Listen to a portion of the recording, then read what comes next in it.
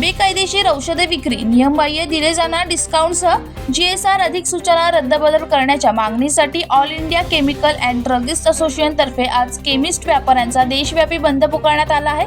All India chemist and druggist असोसिएशनचे अध्यक्ष जगन्नाथ शिंदे यांच्या मार्गदर्शनाखाली या बंदमध्ये कल्याण डोंबिवलीतील सुमारे 1500 केमिस्टसह काश्मीर पासून ते कन्याकुमारी पर्यंतचे तब्बल 12.5 लाख केमिस्ट सहभागी झाले आहेत। कल्याणमधील केमिस्ट कार्यालयापासून तहसीलदार कार्यालयावर मूक मोर्चा काढण्यात आला। यावेळी आपल्या मागण्यांचे निवेदन तहसीलदारांना देण्यात आले। या मोर्चात केमिस्ट अँड ड्रगिस्ट संघटनेचे ठाणे जिल्हाध्यक्ष दिलीप देशमुख, संघटनेचे सचिव Suresh Bhat, chemist and druggist संघटनेचे ठाणे जिल्हा कोषाध्यक्ष ॲडव्होकेट गणेश शेळके, कल्याण केमिस्ट असोसिएशनचे अध्यक्ष सागर कुलकर्णी यांच्यासह अनेक पदाधिकारी उपस्थित होते।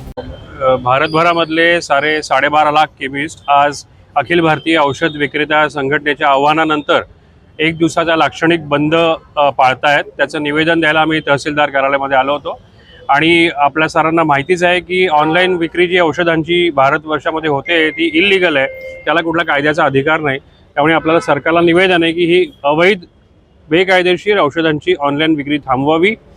मेगा यूज डिस्काउंट्सचं जे वॉर आहे त्याच्यामुळे कुठेतरी सबस्टँडर्ड औषधं घुसत आहेत, त्याला थांबवावं आणि घरपोच औषध देण्याचा जो GSR गव्हर्नमेंटनी कोविडच्या काळात आणला होता त्याचा वापर काही स्विगीसारखे औषधी अन्नासोबत पोहोचवण्याचा जो काही मेळ यांनी घातलेला आहे त्याला जो विरोध आहे त्याकरता आम्ही निवेदन दिलेलं आहे आणि आम्ही आज 12.5 लाख भारतातले केमिस्ट या बंदमध्ये सामील आहोत। कल्याण डोंबिवलीमध्ये किती केमिस्ट आहेत आणि कल्याण शहरामध्ये 800 केमिस्ट आहेत आणि डोंबिवलीमध्ये पण 800 केमिस्ट आहेत। KDMC मध्ये आपण म्हणू 1500 ते 1700 केमिस्ट आहेत।